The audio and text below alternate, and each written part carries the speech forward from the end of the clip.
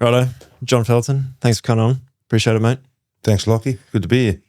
Mate, as we were just discussing, your whole life has been surrounded, I guess, Air Force in a way. It's shaped who you are and it's what you continue to do, now involved with young veterans, and you're the CQ president. Yep. So go back a couple of steps. Where did the story begin? Back in New Zealand. Kick off on North, South Island? North Island, Auckland, a place called Beach Haven. Young fella there growing up. Yeah, sort of look, I was one of those kids that wasn't really good at school. Sort of had a lot of, my upbringing was, fractured. My dad separated from my mum and we were with my mum.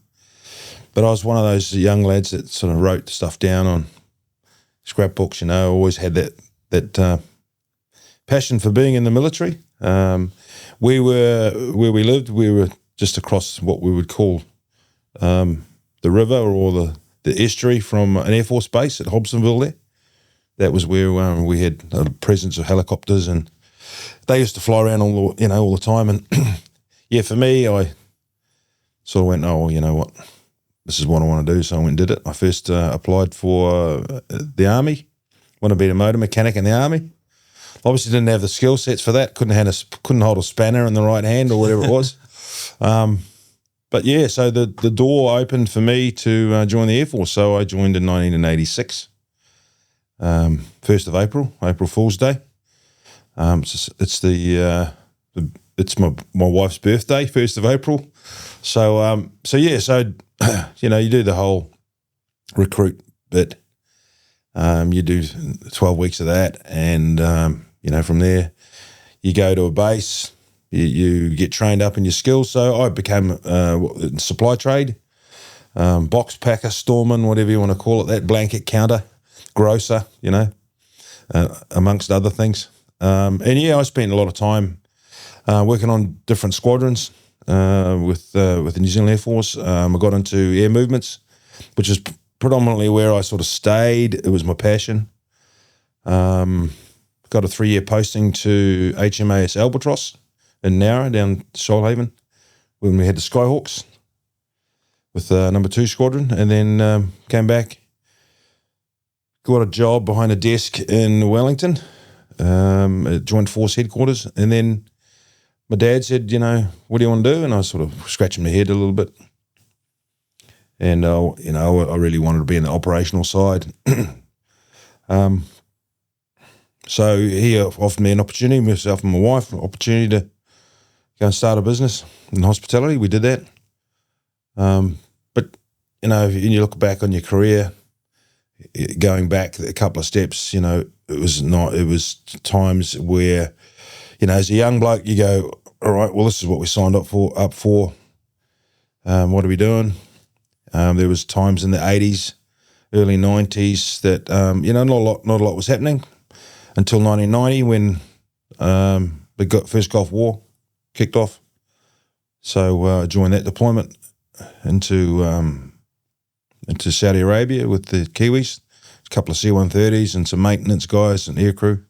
So we went into that late 1990. They came out early 91.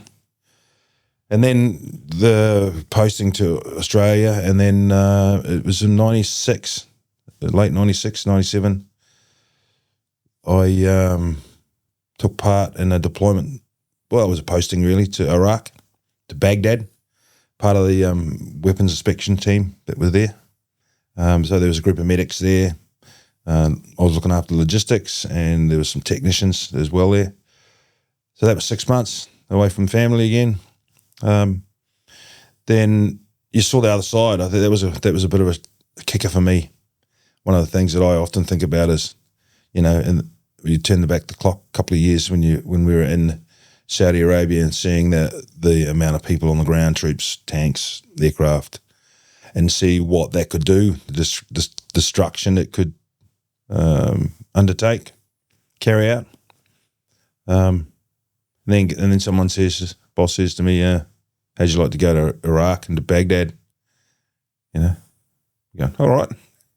So I go in there and we do do the job there and support the UN.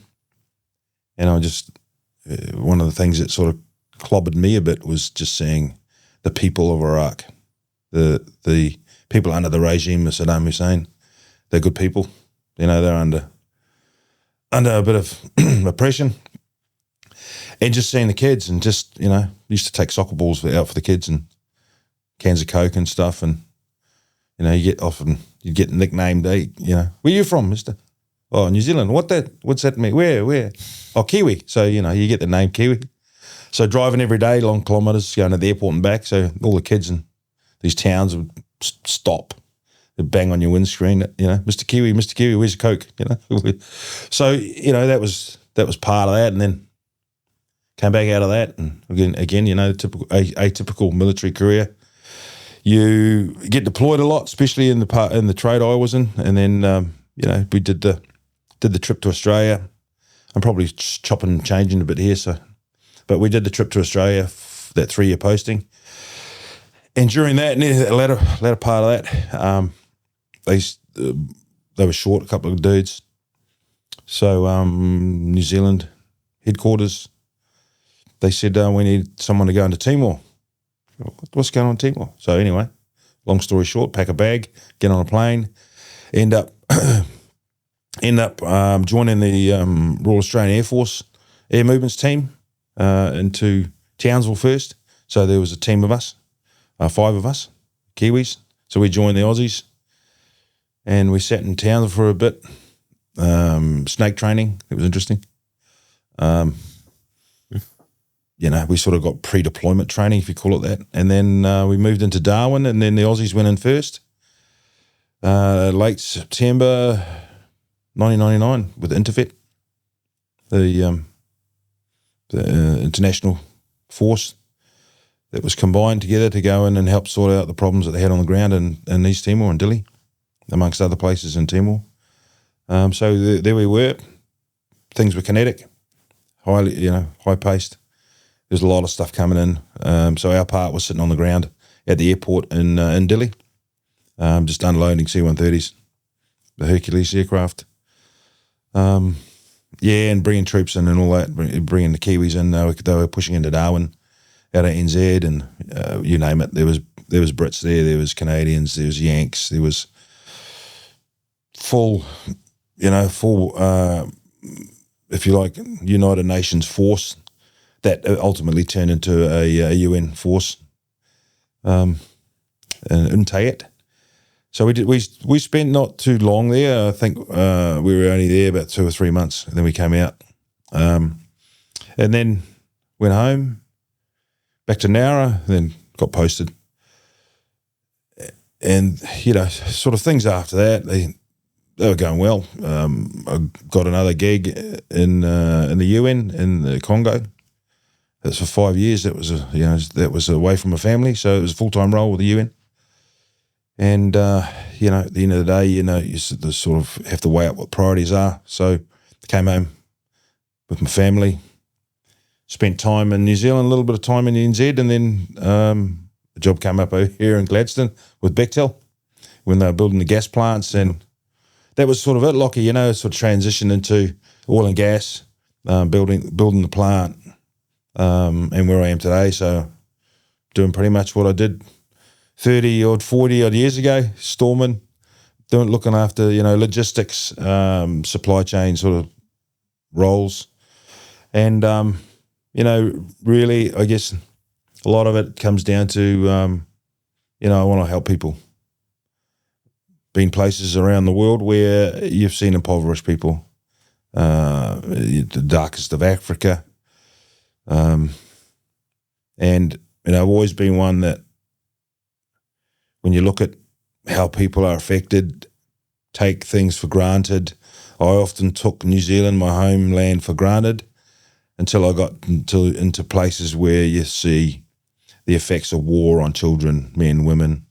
So, a lot of it is around, my beliefs are, help your own, help your family, but that's morphed into my involvement with the RSL, with the RSL and what we do with young veterans and that network, that network of this community. So 56 years old now. So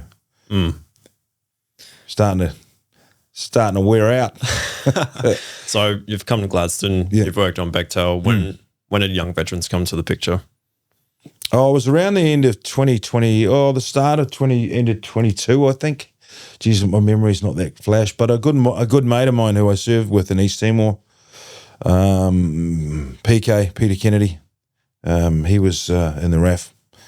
I lived in the same tent with him and Dilly, unfortunately.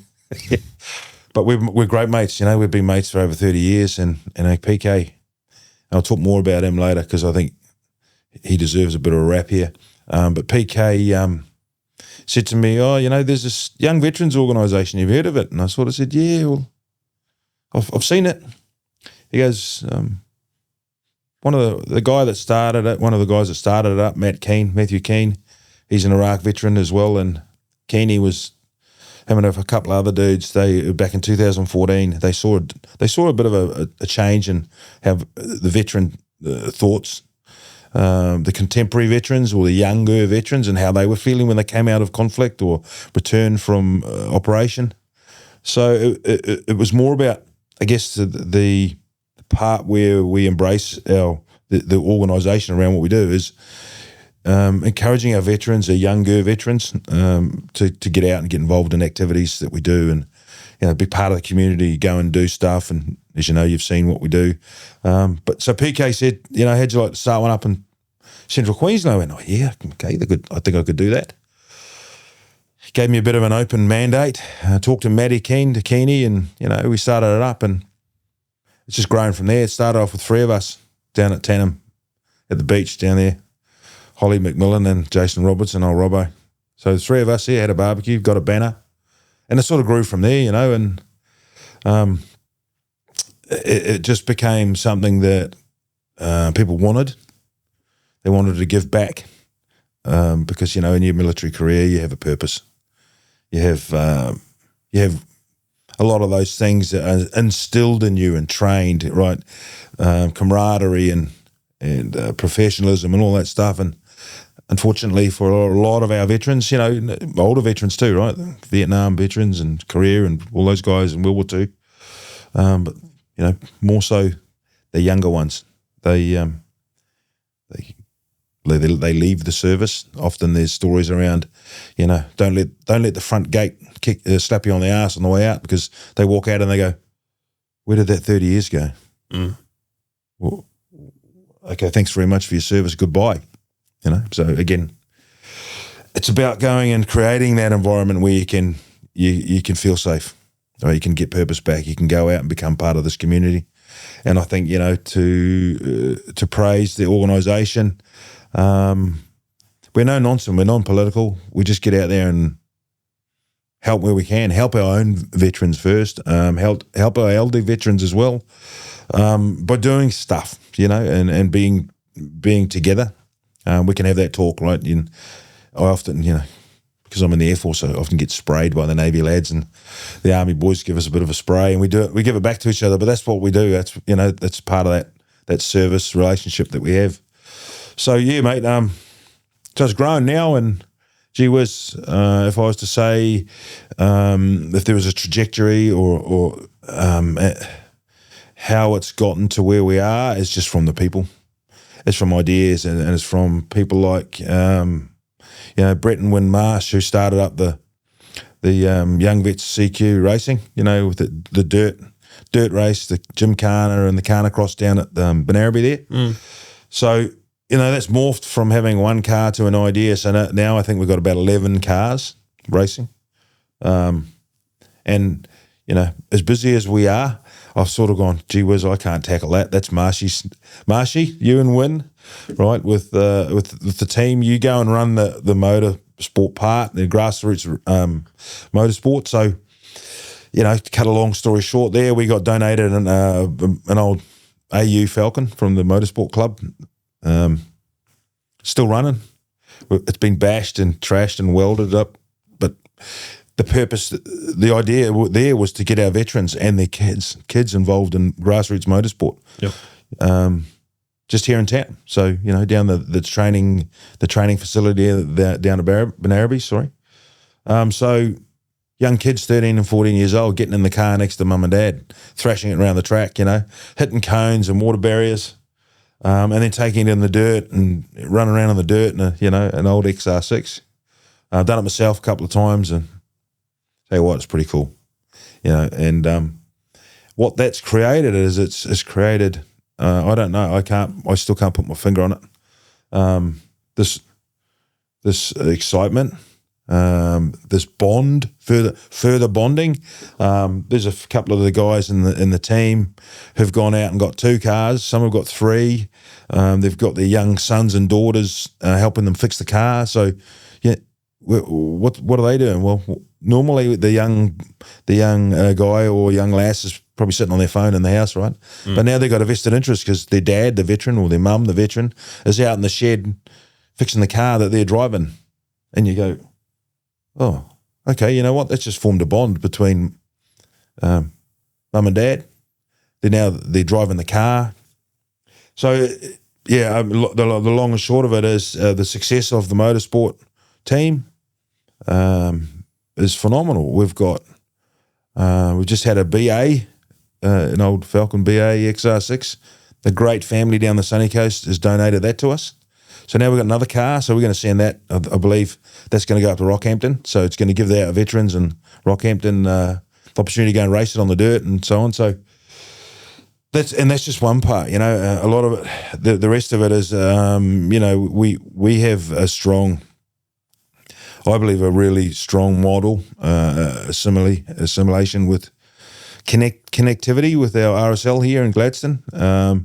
And that's born through hard work from, my mate Ed DeLima, Ed, and other guys there, some of the older vets, so like Peter Young and Peter Young and Harry Tattersall, and those guys have been on this journey with us. They've seen what we're about, and they understand that, for example, Peter Young was a Vietnam veteran, served his country in Vietnam, came back like others did, and, probably felt the same as what our veterans did and those before. We come back, life wasn't always going to be the same, but how we join that together and how we keep that bond with the RSL, especially here in Gladstone and the other sub-branches within Gladstone. We've got a great team down at Tannum with Adam Pritchard, Swampy and Robin Marshall out at Calliope, and you got the guys up at Mount Larkham, and it's just having that connectivity, and it's easier for us to reach out and support those veterans that might be, needing some help. And I always say to anyone that's a veteran that would like to join the Young Vets, absolutely, come and join us. Do what we do. Get out in the community. We help Gladstone Touch some of their tournaments. We help Rotary. Rotary invite us to go and do golf days and GEA, and you see us there with our young veterans barbecue set up, which is great. And at some point we have to say no because we're that flat out, right? So a lot of us have still got jobs, but a lot of our veterans obviously they are not working for various reasons, and they get supported by DVA and that. And those are the guys that go out there in the week to help support the veterans that need help. So it's sort of like, if I can't do it during the day because I'm doing my job, then I've got this great team of individuals who can go out and say, hey, look, we might need to help move an elderly veteran from one house to the other, or go and clean a backyard. And so it's really, for me, it's just real special, mate. It makes you feel good. And if this organisation and what we do can make people feel good and get that purpose back, it means something to them, and it's quite humbling. You see that, and it's pretty cool when you're talking to someone and you go, oh, geez, I haven't seen you for a while. What have you been up to? Oh, not much. I just thought I'd come back because I haven't seen you guys for a while. It gives you that good little feeling in here. Yeah, so. But we're doing great guns. We've got a lot planned for this year. A lot of motor racing happening. Mount Morgan Hill Climb is one that we put the car in and we put people in it. And these, I've driven it myself. I'm touching on the car part because Marshy would want me to, but it's a great experience. You're racing up a hill with a Porsche or a Lamborghini or something, and there's us in an XR6 that keeps going all weekend. And to give that opportunity to some of our veterans to race up the hill, and if you've seen it, it's on our page. The car is splattered with stickers, defence stickers, and our sponsors, and we got some great sponsors now, and local businesses, and people see what we're doing, and they can see, as I said before, they can see the net cause and effect, which is the net cause is helping people get out, and the effect is getting in a car and racing up Mount Morgan at whatever speed you can, hopefully not hitting the water barrier. Yeah. But, and when you sit up there and you have the conversations and people see the car and people see you and they go, what do you do? Why are you guys here? And obviously from there, word spreads and spreads and spreads. And if we can get more veterans involved in that part of the organisation, then cool. But, it's cool, man. Yeah. So how many numbers are you at now for young? You have some, 500,000? Oh, look, across Australia, there's not just Central Queensland, Young Veterans Central Queensland. There's the Sunny Coast, there's Ipswich, I think there was Toowoomba. There's down the coast, Redlands, there's Gold Coast, there's Victoria, there's one in Melbourne, one in WA. I believe there's a group of dudes up in Broome. So, we're in Australia. I couldn't put a number on it for you. I mean, there's probably easy, approximately, let's say 20-odd thousand, 30,000. We've got a Facebook page, of course, here for ours. There's about 1,500 members on there. People see it, they pop in, pop out, and that's cool. They like it, they don't, they see what they were doing, and it's all about a bit what you're doing, what you do in your videography, and what you do is you want to get the message out. You want to continually just show what we're doing, and by having that message, it might encourage other veterans and their families to get involved. So, 1,500 would be. I think the last look was the other day. I had a quick look at it. But the core of our veteran community, the young vets, is probably, I'd say the active ones, probably about 100. The ones that you could sort of pick the phone up and they're there. Notwithstanding if someone said, hey, we need a couple of 100 young vets to help out with something, I'm sure, if we gathered enough interest, we could do that. But that's cool too. I understand people sit behind there, sit on their phones, and they see, and if as I touched on, if there's an opportunity at some stage where you feel like you're comfortable and you want to interact with fellow veterans and you want to just have a chat, then reach out. One of the important things I think, Lachy, for us is, and I mentioned that model, is you can join the organisation. You don't necessarily have to be part of the RSL, right?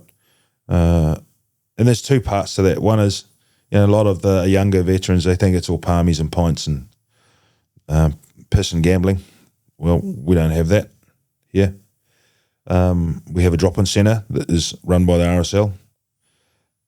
But the organisation of young vets here has morphed into the RSL as a co-partner, as a joint organisation. So you could be part of Young Veterans, you could go race the car, you can go and do a couple of barbecues, and then maybe you're comfortable to say, you know what, I need some help. I haven't got my claims in, I've got dodgy knee, or I need some help with a shoulder, or whatever it may be. Well, we don't provide that. You need to go into that. You need to go into that advocacy part and go into an RSL and go and the sub branch, we call them. Go and see an advocate, volunteer advocate. So which we have got. So we provide. I think we provide. I hope we provide, and it's proven. We provide a bit of a stepping point, a stepping stone into getting that, not formalised help, but getting that support for injuries, compensation, welfare through the RSL. We're still there. We still care. of course, and we'll take phone calls and we talk to our mates and are you okay day, which should be 300 odd days a year instead of 1 day. But so we find that model has worked well, and now we've got a couple of young veterans who have done the training. So you have to be formally trained under the DVA Act, who are sitting in our sub branch at our drop-in centre. So they are the ones now that are understanding that they are taking the baton from the older guys who've been done great service.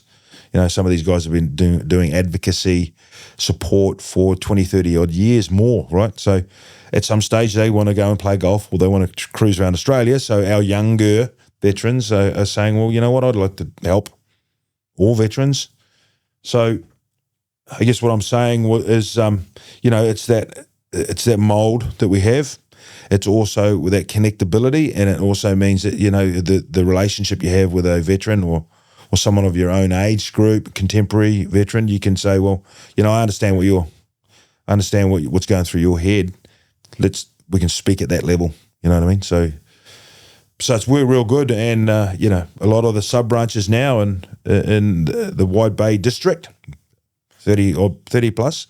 Every time I go to a meeting there, there's younger veterans. They want to get engaged.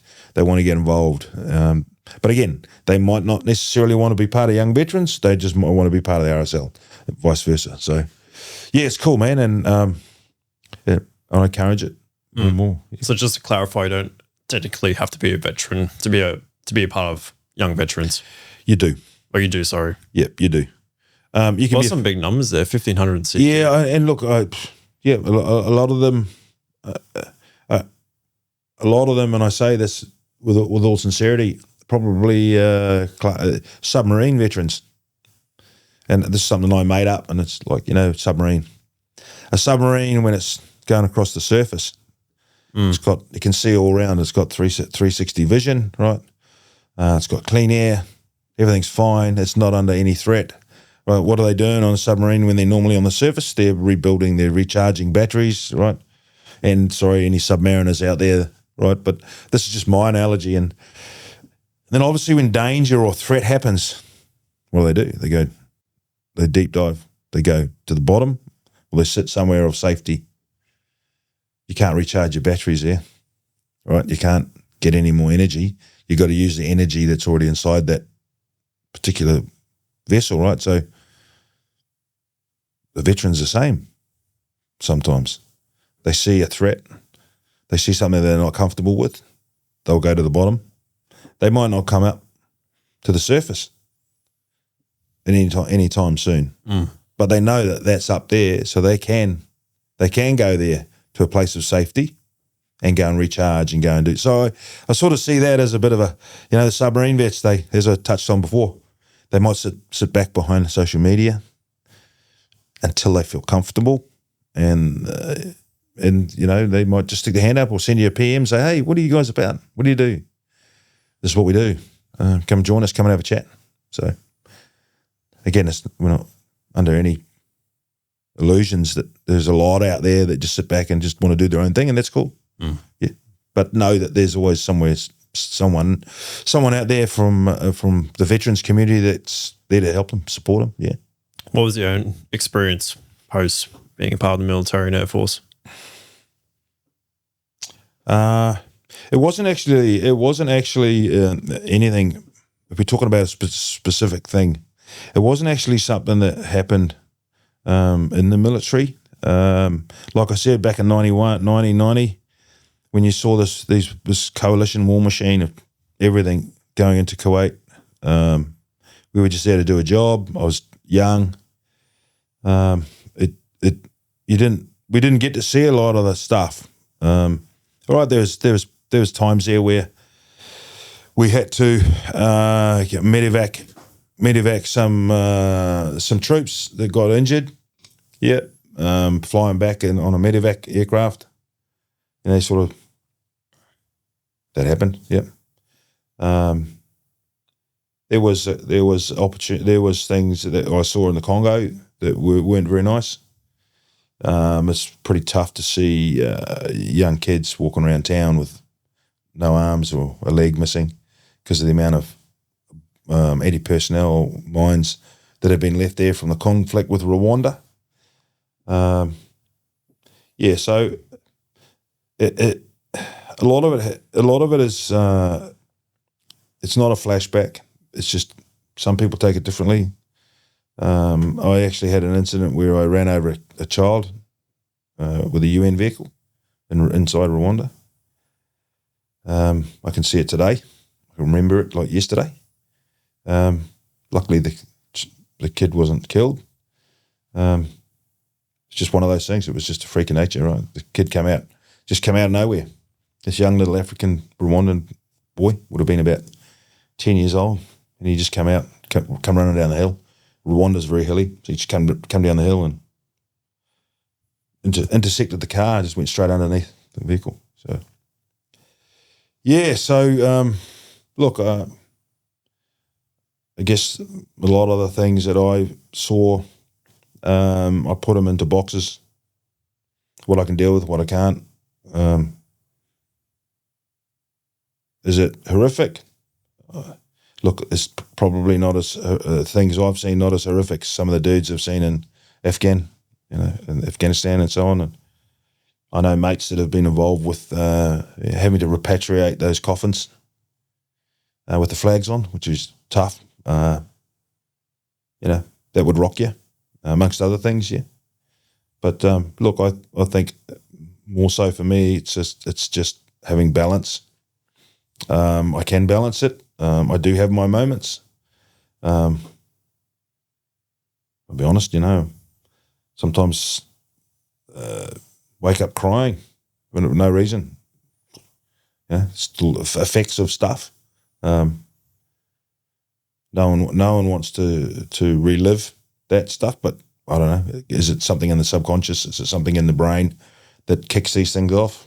If they could find a cure for a lot of these mental health issues, I think one of the cures I would suggest is, talking.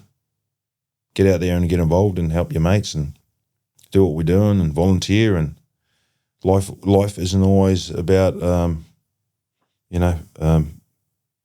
you being the problem. I don't see myself as a problem. Others might, but I think being part of the solution as a person, we can deal with things in different ways. I know that there's a lot of my mates there that served in the New Zealand Defence Force. A lot of my mates have served in the ADF, good mates in the ADF who have battled, really battled, struggled. But they know that there's guys like me and people on my left and right that are there. We've got this brotherhood, this sisterhood. I can't not mention the ladies that, the women that I've served with as well, and we've got this bond, and you can't explain it. It's always there, and especially those that you've served with on operation or overseas, they're your mates for life, eh? And you just got to get on with it. I know it's a bit cliched, but I think it's just one of those parts of your life that happened, and you can't just let it go, right? We all have this sense of service still inside here, right? We still have that sense of, it runs through our blood, and it will until they put us in a box. But if we can just help each other, 90% of the time, though, as you know, it's a lot of the things that we see and hear are on these phones that we've got, social media. But look, it's about being practical and having that real purpose, and get out and do something that means something to you, even if it is just cooking a snag or picking up some grass clippings for an old Vietnam dude, That's the way I see it, bro. That's how I break it down. I think for me, the best movie that puts it in perspective what it's like for people post-war is American Sniper with Bradley Cooper. Yeah. I'm not sure if you watched it yourself, but the way the vibe and the feeling you get, when he's back off service and he's in between, it kind of like goes through you in a way. and just trying to imagine what that must be like. You know, all the noises and that, and your brain's getting tricked because it's always just 24/7, just like on alert. When you're back in civilization, it's hard to, I guess, judge whether it's safe or not. Yeah, look, and I can't speak for that, being in that environment. I haven't had the misfortune of being under fire. I know a lot of guys that have. You know, but that movie in itself, you know, the guy he was embedded in his career, right? He was embedded of doing the right thing, highly skilled operator. And, you know, the unfortunate piece at the end was he was trying to do the right thing for his own veteran community and got dealt the blow by a veteran at the end. So pretty tough to handle. And,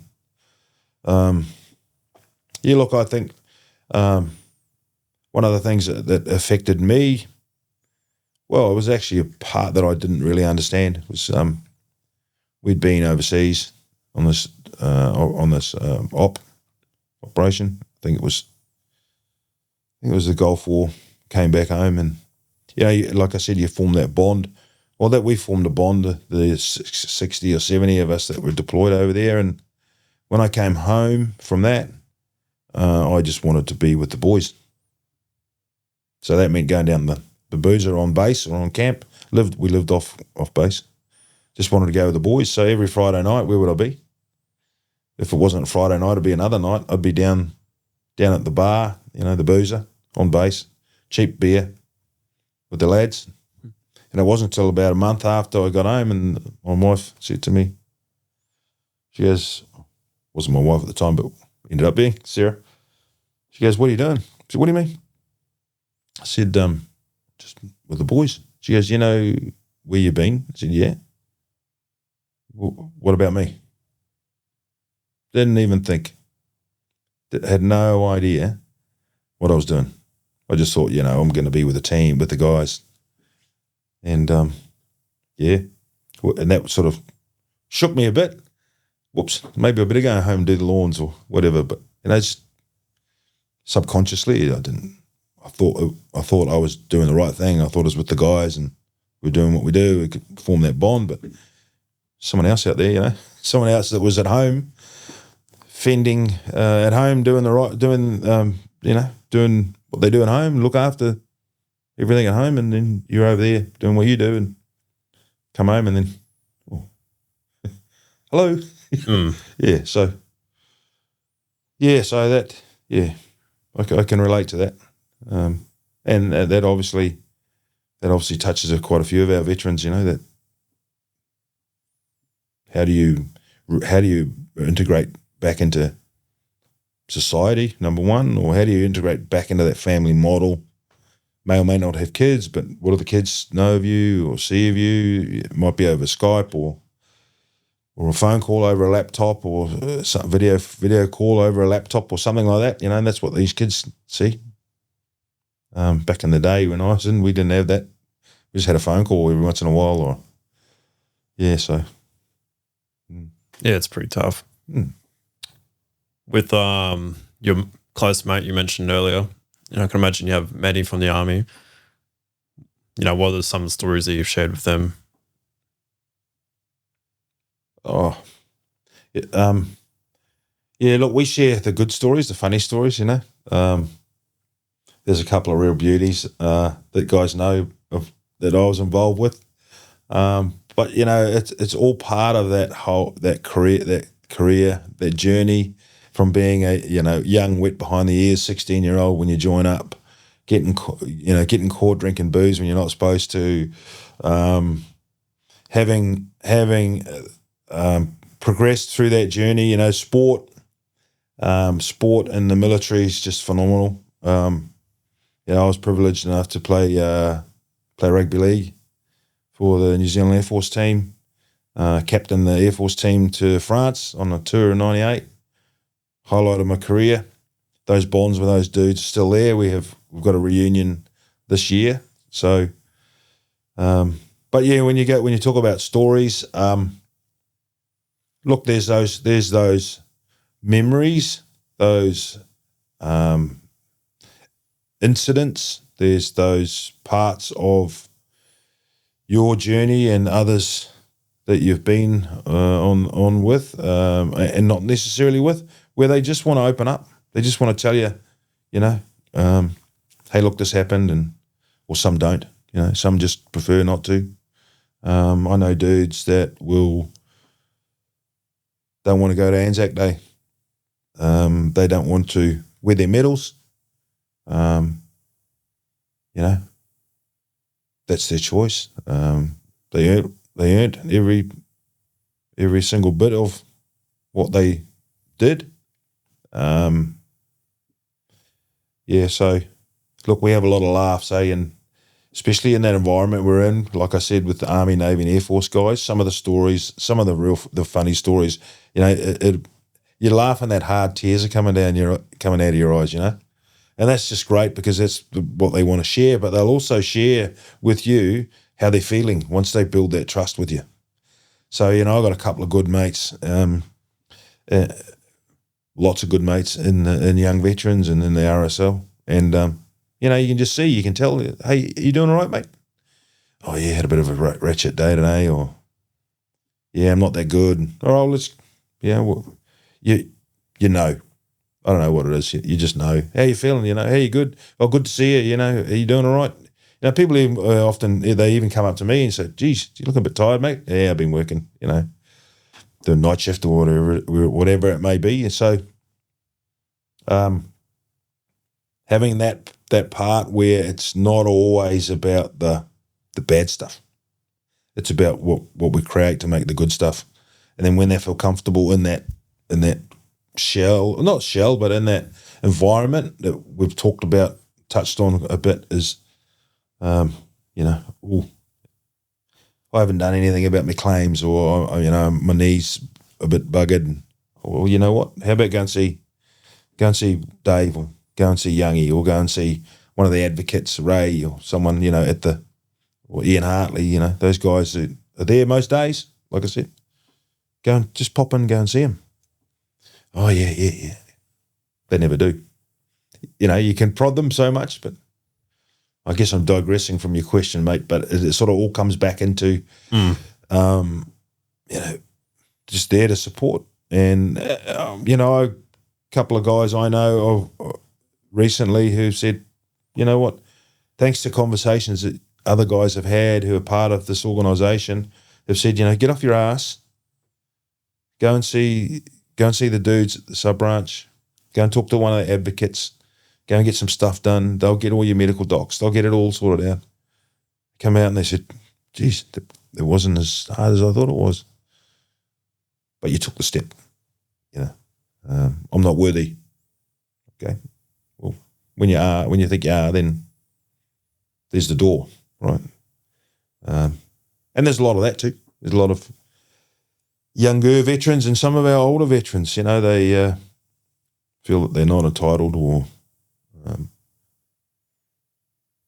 don't know what it is. Sometimes it's if you're broken and that was part of your service during your career, whether it be day one or 20 or 30 years in the military, especially here in Australia, then you're able to get some help. That's a different kettle of fish in New Zealand. I have my views on that, but it's going to be another podcast. So yeah, but yeah. So I mean, I care for all my brothers and sisters. I know that there's a lot of my mates back home who are trying hard to do what they can do with the system that's over there. But hey, if there's an opportunity or a platform like we have to engage, like we do, and yeah, and hopefully it stops people having those bad memories, or Can you actually go more into like the wars that you've partaken in and like what they were about? Because I know probably your more main wars that are either taught at schools or come up often in the media or whatnot, but there's wars there you've mentioned I haven't even heard of myself. So I'll pull the skin off the fruit a bit here. So back in the late 80s, early 90s, as I said, when I joined, we were doing a lot of humanitarian aid stuff, right? We were doing a lot of, we would deploy up to the islands and help with cyclone relief. That was quite common. That was a really fulfilling part of the job. You know, you'd jump on the back of a C-130, you'd take 30 tons of humanitarian assistance, you know, food, medical supplies. You take a medical team. Sometimes we threw a Huey, a Iroquois helicopter in the back. We'd set up in a place, you know, on an island, Samoa, Solomon Islands, whatever. So, you know, that was a good part, and you got to help people. There's the other part is, you know, when you talk about war, in the first Gulf War in 1990, and we've touched on it briefly, was around a coalition force that wanted to stop the Iraqi army, Saddam Hussein, from invading Kuwait and taking the oil. It's the nuts of it. They got into Kuwait. The Iraqi forces got into Kuwait. A few of us from the squadron that were there, from 40 Squadron, we flew into Kuwait airport, 2 o'clock in the afternoon, pitch black, because of the oil fires. The oil fires were, as far as the eye could see, was just orange flames, a bit like you see on Curtis Island with the flame coming out the end of the tower, the flare. So imagine 200 of those, 2 o'clock in the afternoon. So depending on which way the wind blew, it was just black smoke, thick smoke. You could taste it. You breathed it in. So Saddam did that. The coalition force made up of around about, don't quote me, I think it was 250,000 plus. You name it, there was every man in his flying suit. French jets, RAF tankers, fighter jets, Tornadoes. There was American Major Force, American Naval, Army, Marines, Air Force, the whole lot. They were flying them in and into Saudi Arabia on 747s, just chartered. The amount of troops that were coming in there was phenomenal. I'd never seen anything like it in my life. The flight line in Riyadh, where we were, was just full of tankers, KC-135 tankers. The air-to-air refueling, the VC-10s.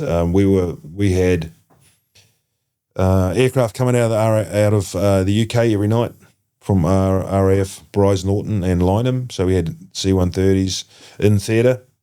We had a TriStar aircraft come out of Bryce Norton every night. Normally landed around 2 a.m. in the morning, just full of troops and gear. And then the Hercs, the C-130s, we would just truck the gear of a given day, fly it north to the various outposts. To the north, staging towards the border with Iraq. So as everything got kinetic, and as the concentration of forces built, there was a lot more activity. The air war started January. We got there Christmas Day, or just before Christmas Day, with 2 C-130s and maintenance aircrew guys and a logistics team, admin, a couple of dudes, my boss.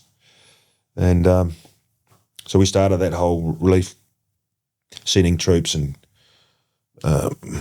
ammo and food and stuff all around. So the air war started, and that was just jets flying around everywhere.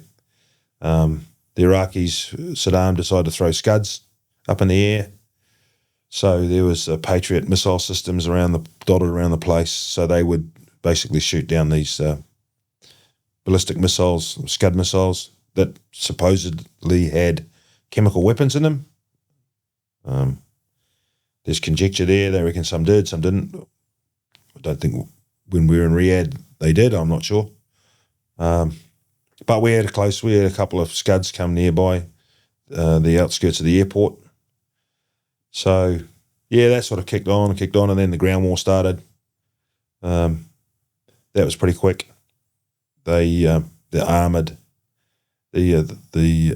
armoured brigades and divisions from the Americans and the British.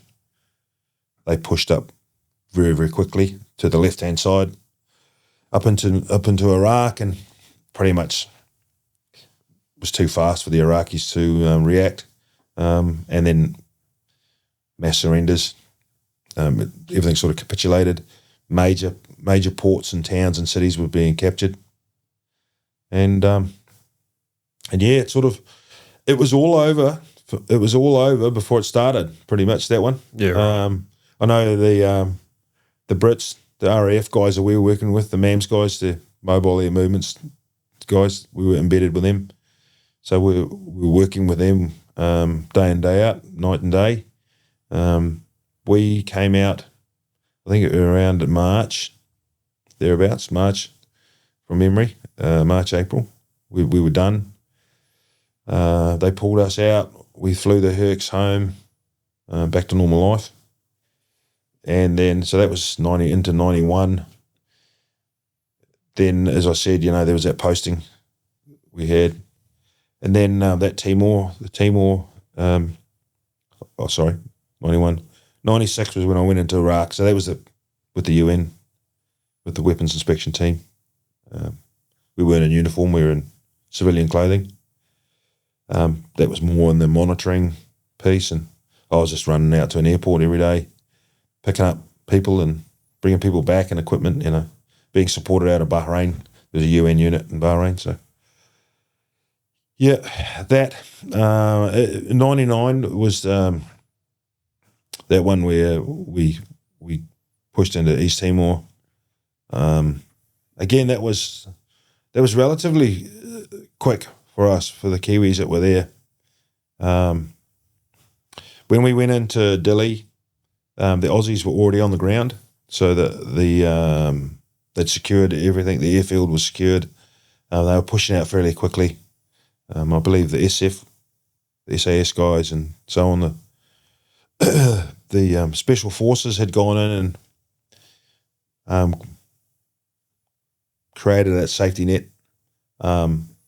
There was a lot of Navy were Royal Australian Navy were there with the Tobruk and other vessels bringing in equipment, the heavy equipment, which couldn't fly in.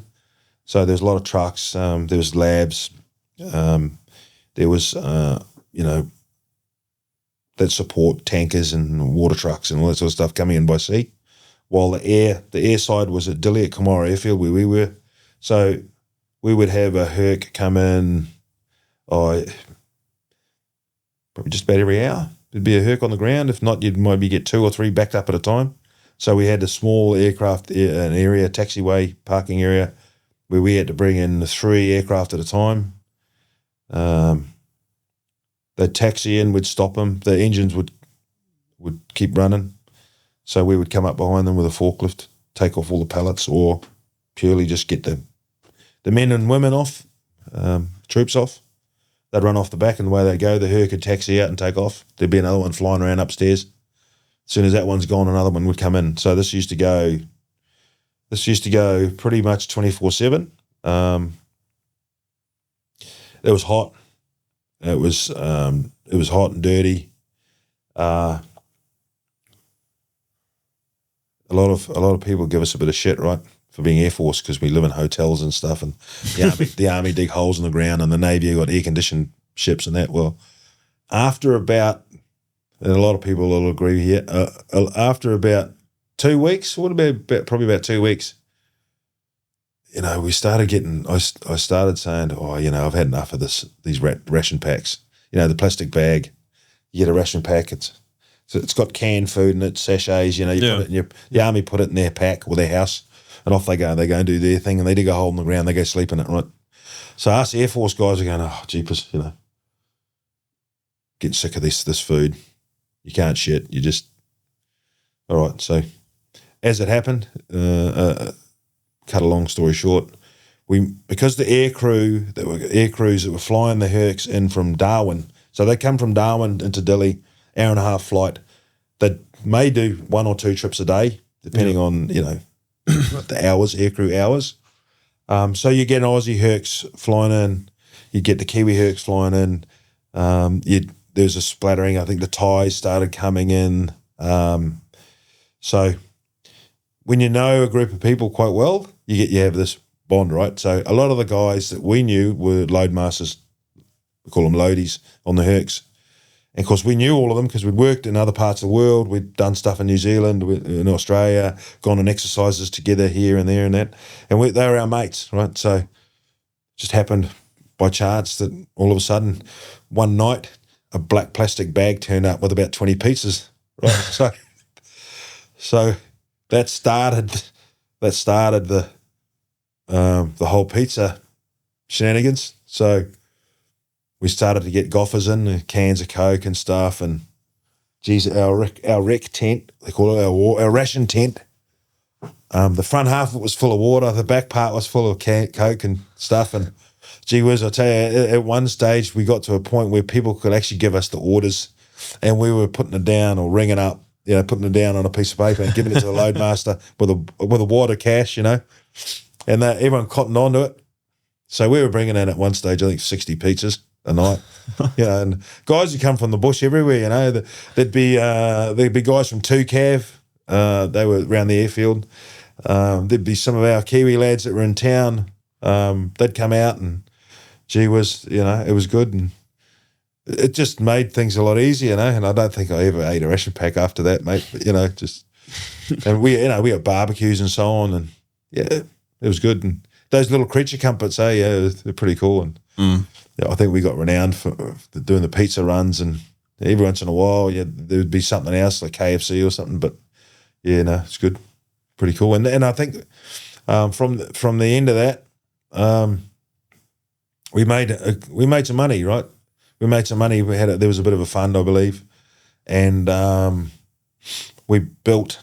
I think one or two of the guys, they went over to Darwin.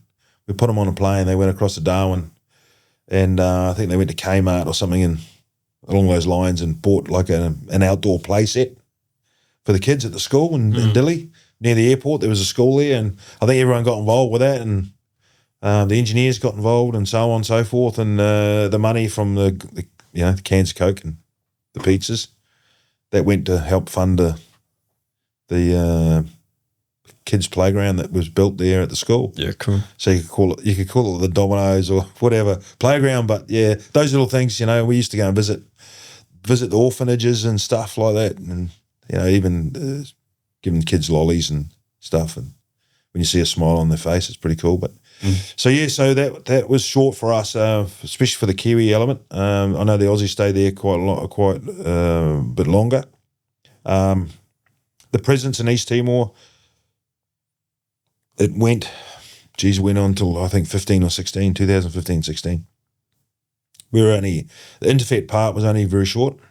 And then, as I said, it went to the Blue Beret, the UNTAYET, UN, I can't remember what TAYET means, but the transition peacekeeping force, where lots of peacekeepers came in from different nations around the world. The Kiwis had a base in Suai, which was down the road from Dili.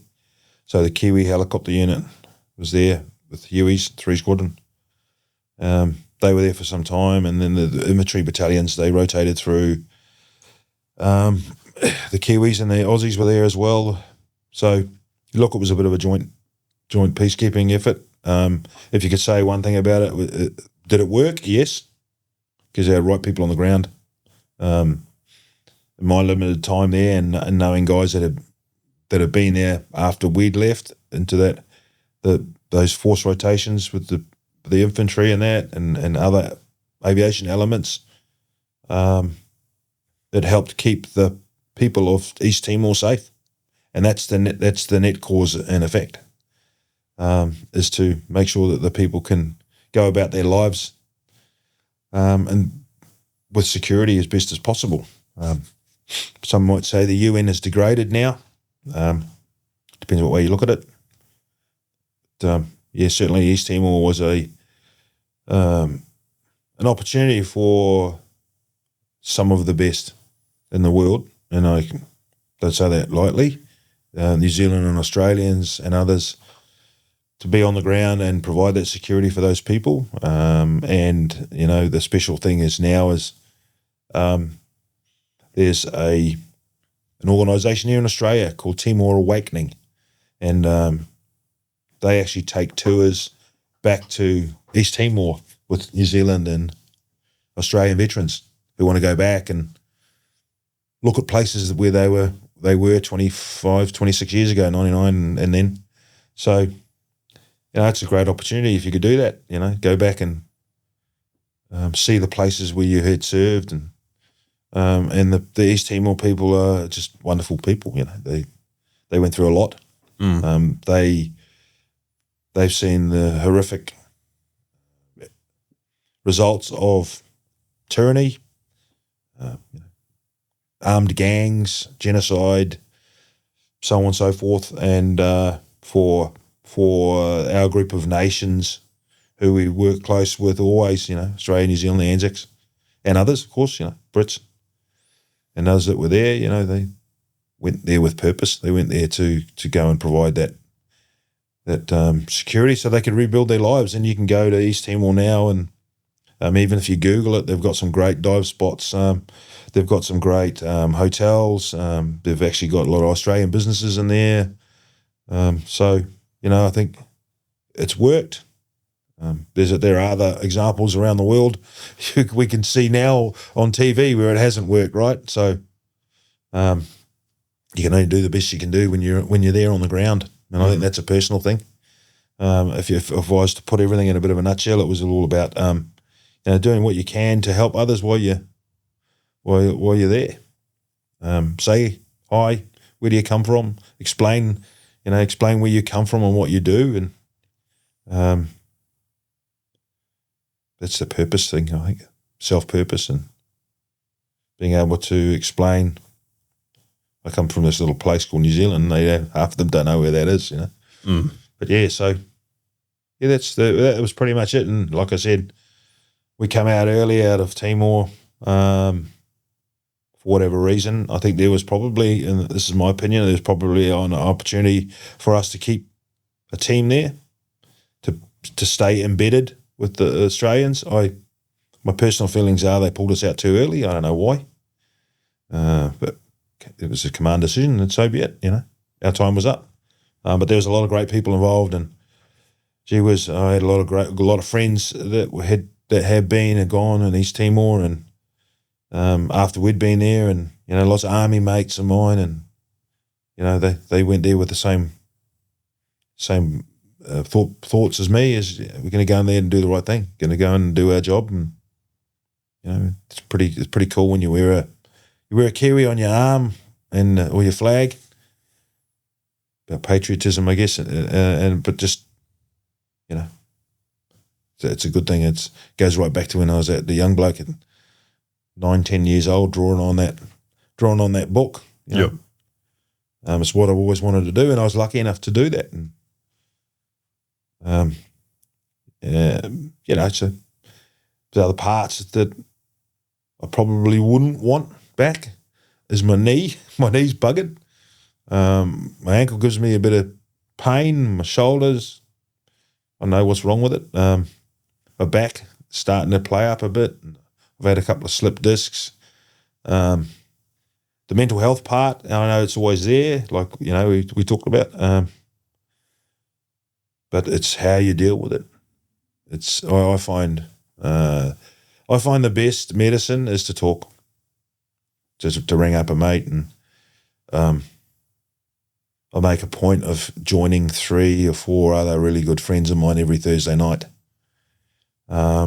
We go for a walk at Auckland House there. We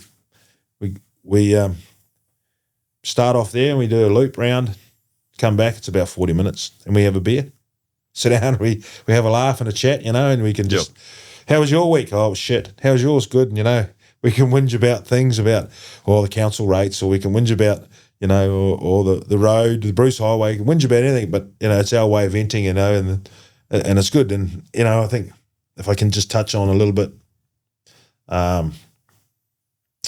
you know, we have these great organisations in our community, and it would be ill of me to not, talk about Craig, if I can. Talk about Craig and Walking for Warriors and what they've done. They started off as an idea, and I remember that phone call real well with Craig, and he says, I've never served. I said, oh, okay. He says, I'd like to do something for our veterans. I said, wow, really? I said, yeah. He said, I'd like to organise a challenge where you walk 6 hours, 12 hours, or 24 hours. I went, okay. So I thought about that, and I went, how can we build that, or how's that going to work? Well, there was no real delay in my response.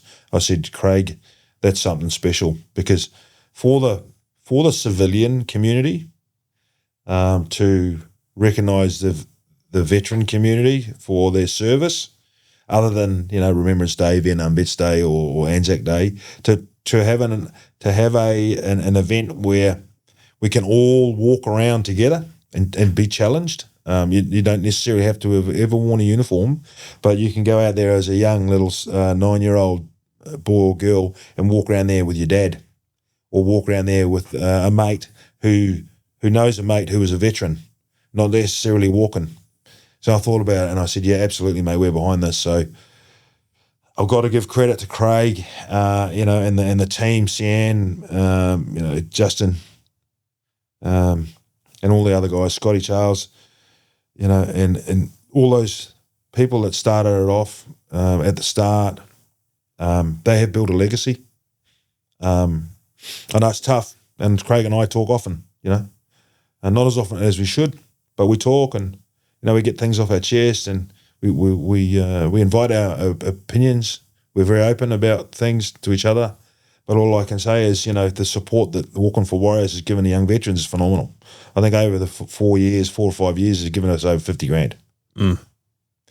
And, we started it off, he started it, him and Beck, and the idea, and the shirts. You've seen the shirts. Everyone, I walk around town, I go into Bunnings, I see someone in a Walking for Warriors shirt, and it's about that concept, Walking for Warriors.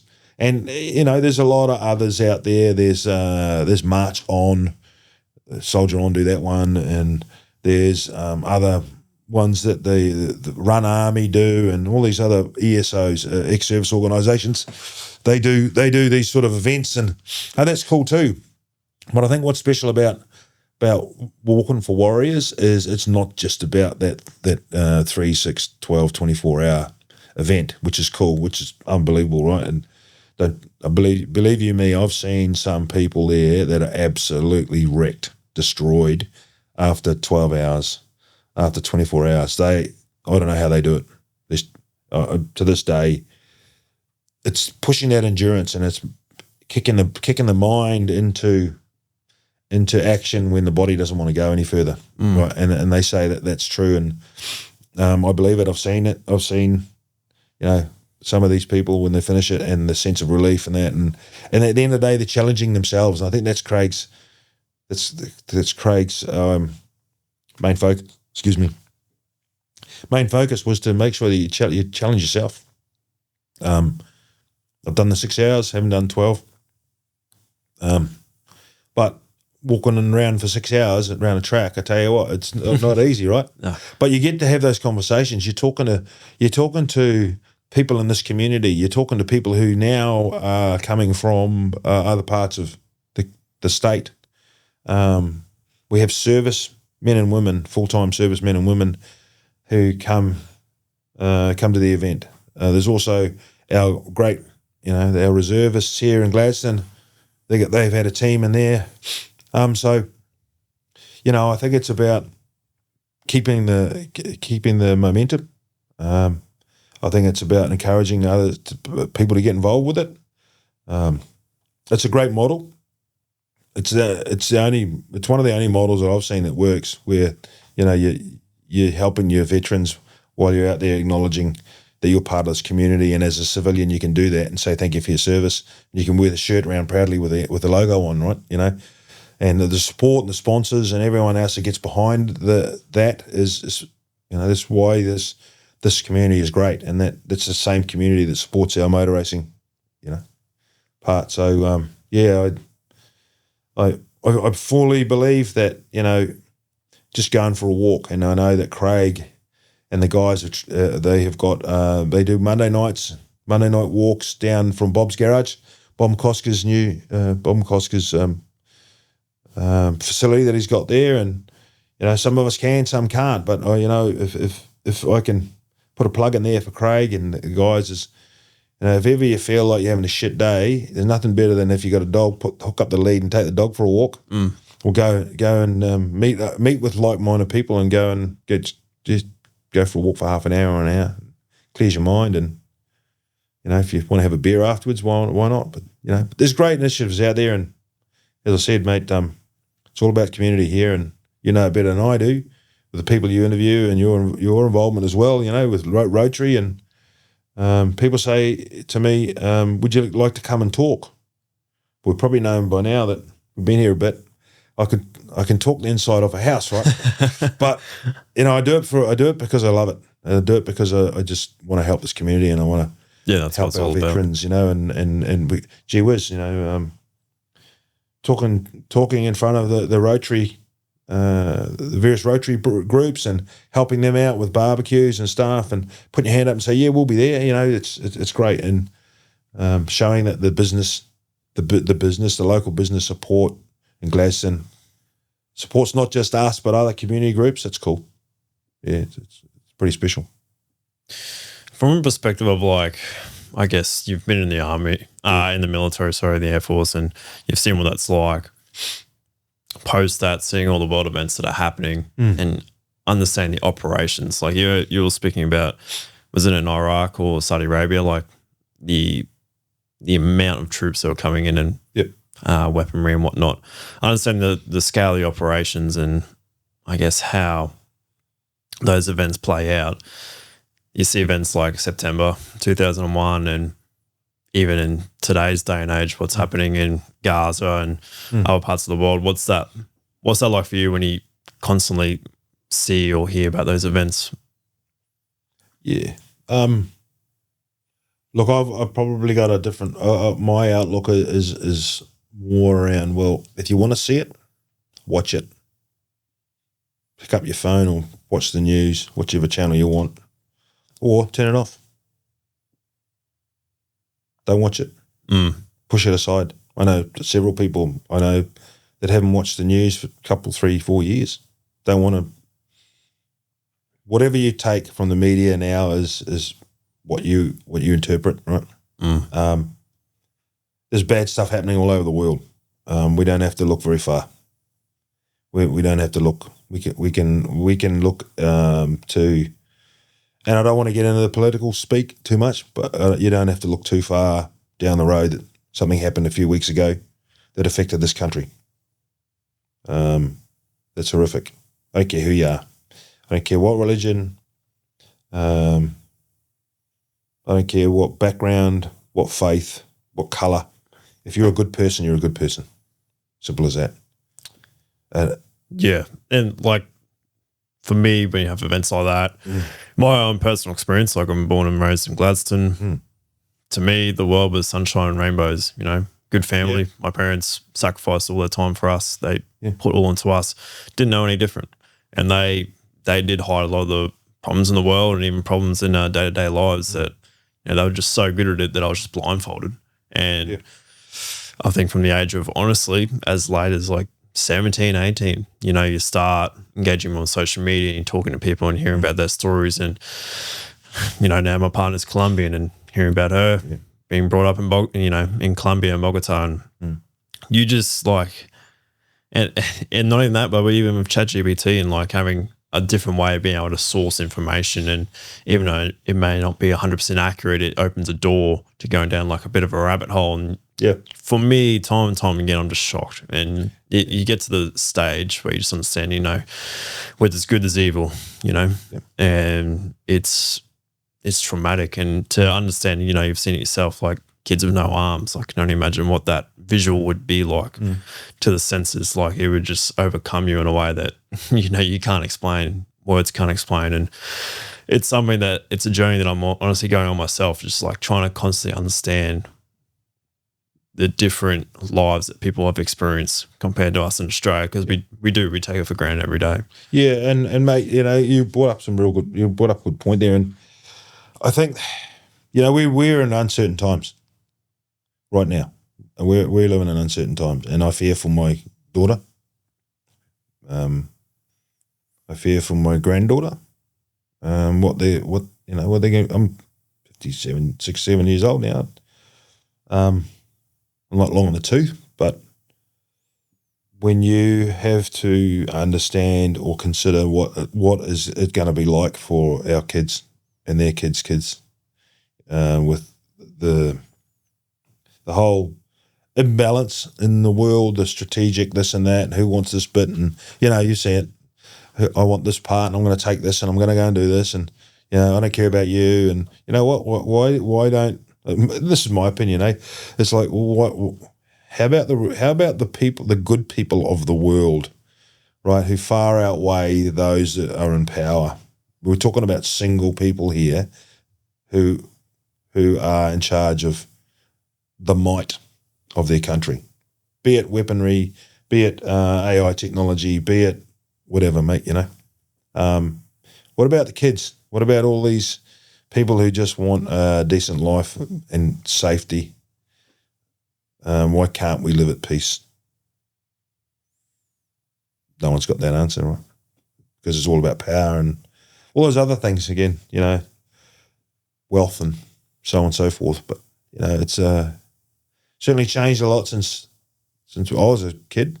It's changed a lot since my family's been growing up, and but we do live in a good place here. I'm glad we do live in a good place. We just have to do what we can to make it. Continue to be good. I say be a good human, right? Be a good human. Have some empathy. Open the door for an elderly lady. I always do that, right? At the supermarket, I let the lady go through. Supermarket, my dad taught me that, or I was taught that, respect for your elders. And there's, these couple of kids running around, scooters and that, and they're screaming, yelling, throwing stuff at cars. I mean, why are you doing that? Where's your purpose? Go and do something with your life. But unfortunately, a lot of other things contribute to that. So without digging in, like you said, a rabbit hole, I think our society is now driven by things that are potentially out of their control. Look at the AI world. Wicked. There's some of that stuff that you see on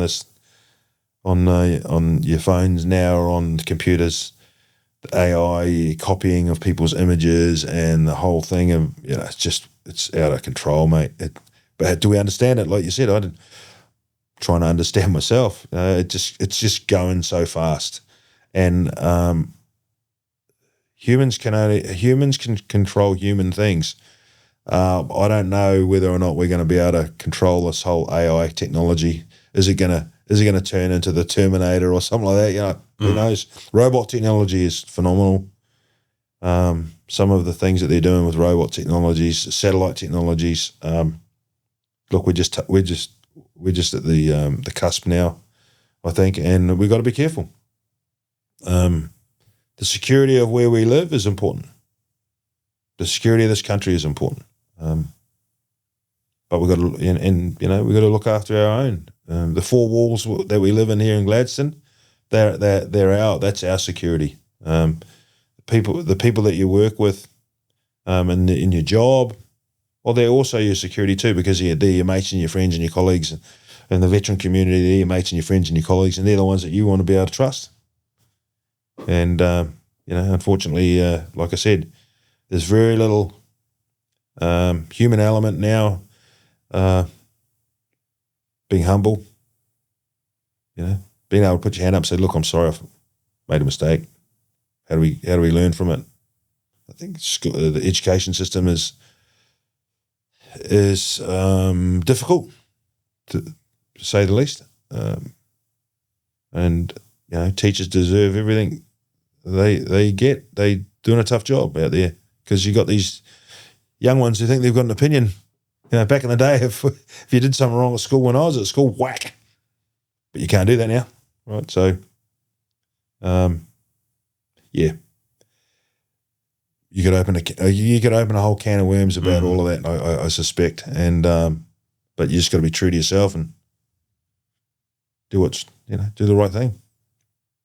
I guess it may be a cliche question, but I guess to wrap this up, I guess like how do you, in today's day and age with everything that's going on, how do you find a purpose and how do you just stay focused? Is it just turning it off? Because my own experience, turning it off is the best thing you can do when it comes to focus and just, on what matters, whether it's your relationship, your family, friends. Yeah. Because you can get into that, and I've had episodes where I've gotten into it, and if anything, it just mentally just screws with you. Yeah, right. And I feel like, you're always just talking about it, and it just ruins your day, ruins your mood. You're like, oh, what's the point? World's going to end, but that only comes from just misinformation as it is. Because again, like with AI and with people who think they have an opinion and think they know what they're talking about, but they only know a third of the story, if not less. People just feeling the desire or the need to express their feelings and it just creates this just tornado of just chaos.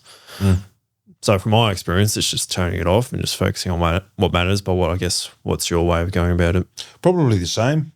I guess interaction with my friends and my family. We got some great friends here, and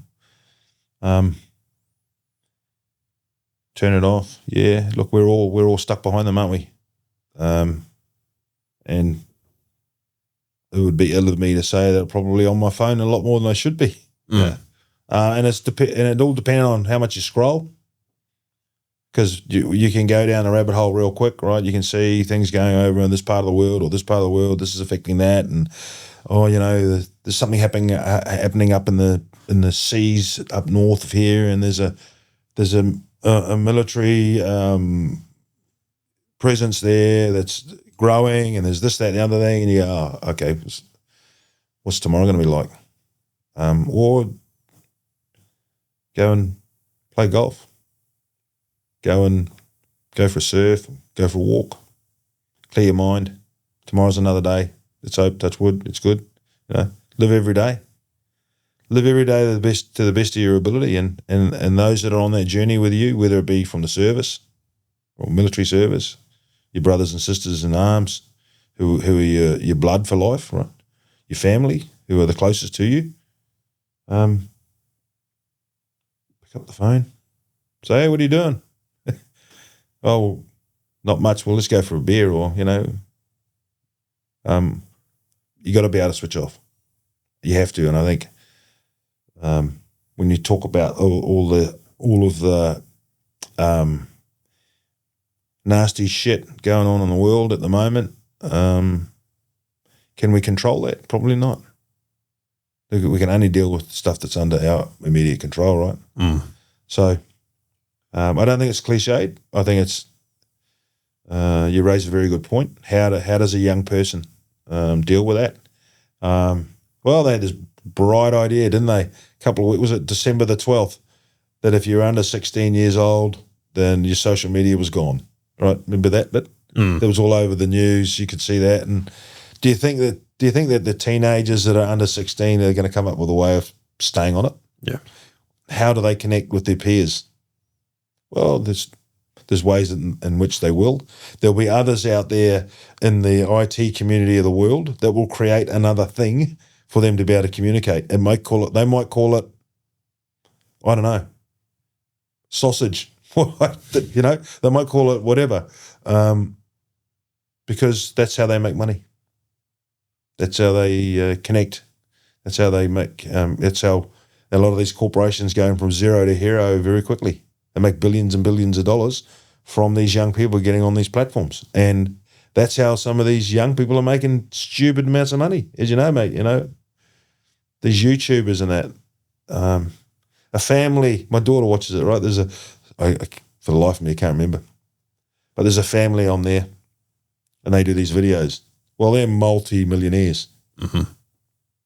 And all they do is cook a piece of toast, make a coffee, go for a drive in a car, and they have a bit of a laugh, and then promote someone's promote someone's stuff. Brand or you know what I product. mean, mate? So Yeah, 100%. yeah. Look, but let's go back a step to what you asked me is control what you can control. You need to have a filter. You need to be able to say, you know what, I'm not doing that. I can't be bothered doing that. I'm just going to go out and mow the lawns and just going to put some music on. Funny thing, my son got given a set of records from his grandfather, from his pop, seven odd years ago, something like that. Like, these are real I Am records. There's Beatles records. There's Led Zeppelin records. So these are the proper vinyls. And now I hear that he's bought a record player and he's playing it. And that old music, that old vinyl stuff's coming back. People are now getting their old vinyls out and playing. You know, it's done a full circle, because that was the music of the time. Whether you like it or not, now you can just go on Spotify, right? But so it's interesting how things do a big evolve. They re-evolve, and you know, and I thought it was quite cool. You know, the young fellow, my son, and his wife, sitting there listening to old records on a record player. You know, can't we do that? Turn that thing off wherever it is. Turn it off. Play some music. Yeah. I think that's the way to go. I think everything's almost getting too convenient that people want to go back to the previous times we actually had to put a bit of effort in to do something. Absolutely. And there's something I saw the other day and I laughed, and it was like, remember that, not the older laptops. In fact, they were, I'm sorry, but you used to be able to put a CD in or a DVD in. There's a guy selling them online where you can buy this thing, and it's a CD, DVD player. That plugs into your new laptop, because the new laptops don't have the slider to put the DVD in. So, you know, we're doing the whole circle. So people got these DVDs stuck in their cupboard or in a box somewhere, right? You know, want to go and watch Back to the Future or whatever it is. You know, there it is. Take it out and put it in. Oh shit, I can't, because my laptop doesn't have the slot. And you know, I don't know, mate. But yeah, crazy world we live in. It is, mate. Bloody hell. Well, John, appreciate your time. We could probably go on forever and ever, but thanks, brother. Maybe another time, but appreciate your time for today. Thanks very much. Good to be here, man. Thank you. Beautiful.